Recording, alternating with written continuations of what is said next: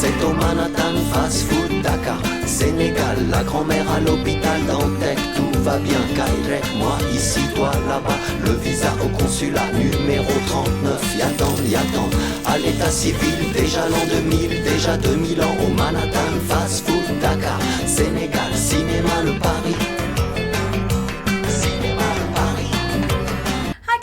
Welcome to Aarti Paarti, and today we're making Pea-lafels. Yep, they're falafels that rather than being made from garbanzo beans or chickpeas, they're made out of peas and edamame, so they're this lovely bright green color.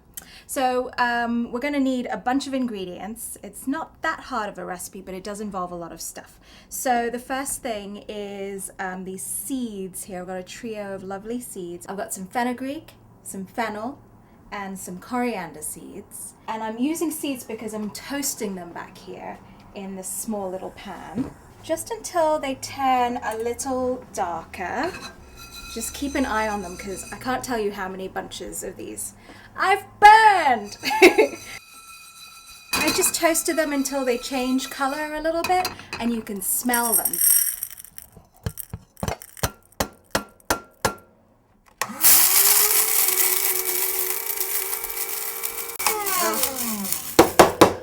So good in here. Look how good that looks. I'm using a mixture of peas and edamame because edamame has some protein in it. Yum yum, right? Got about a cup each of both of them. They're defrosted. So nice and green. And then your spices. And then I have a shallot. And then a clove of garlic. I know, I put garlic in everything, but don't you? Come on. And then a little bit of mint, because mint and peas go so well together, so I just have a handful here. Some salt. And a glug of extra virgin olive oil. And depending on whether you're using actual fresh peas that you've cooked, or I just used frozen ones, you might need a little bit of water.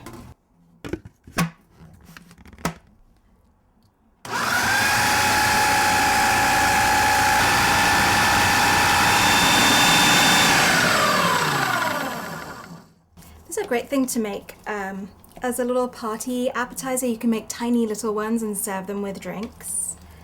My plan is to put this in a big pita bread pocket for dinner. Then you'll need a quarter cup of flour. You can use whatever kind you like. I have chickpea flour, so I feel like it keeps it gluten-free if I use it. So this is for my gluten-free friends. This is just to make it hold a little bit, to absorb some of that water, and then it helps it develop a little bit of a crispy exterior.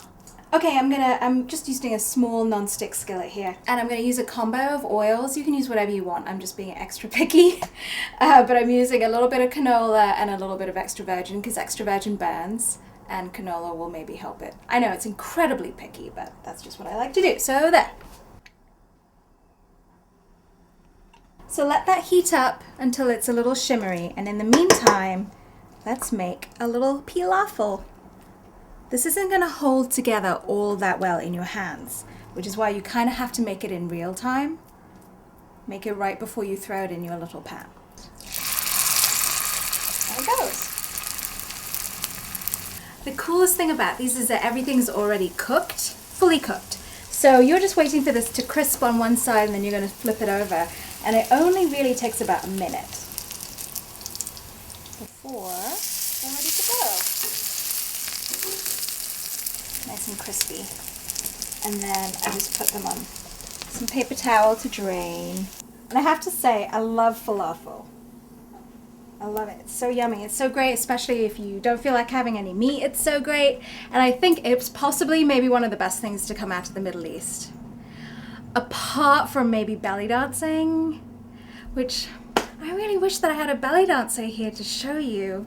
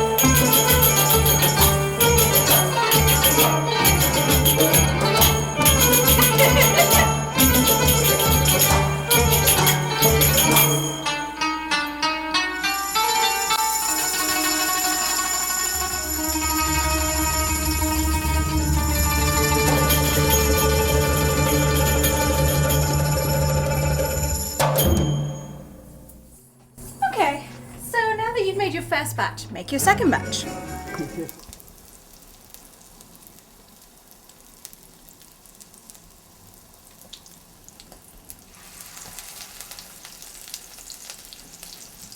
Our last little step is to make this yummy little yogurt sauce that you're going to put over the top. And yogurt sauce makes it sound so fancy because it's just yogurt. So here's some yogurt. Plain old, not vanilla. And then I'm going to chop up some mint and throw it in there. Blink. Some salt. And then hello, that's your yogurt sauce. Isn't that fancy? And then you can put all kinds of veggies in here if you want, like tomatoes and cucumbers and all that kind of stuff. I just have some baby arugula here. And in goes your falafel.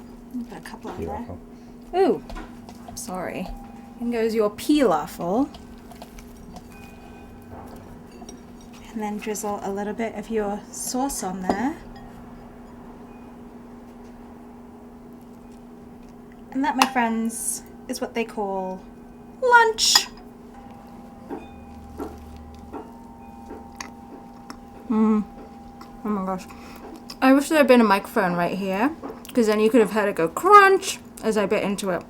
It's so good. It's like crispy on the outside and wicked creamy on the inside. I have lipstick on my hands. And then it's really fresh with all that arugula, and then that yogurt just rounds it all out. My lord, it's so good. It's so easy. It came together like that. And maybe if you make it, a belly dancer will appear in your kitchen. Maybe. I don't know if you're lucky. Give it a go. Let me know what you think. And please subscribe and check out my website, aartiparty.com. See you next week.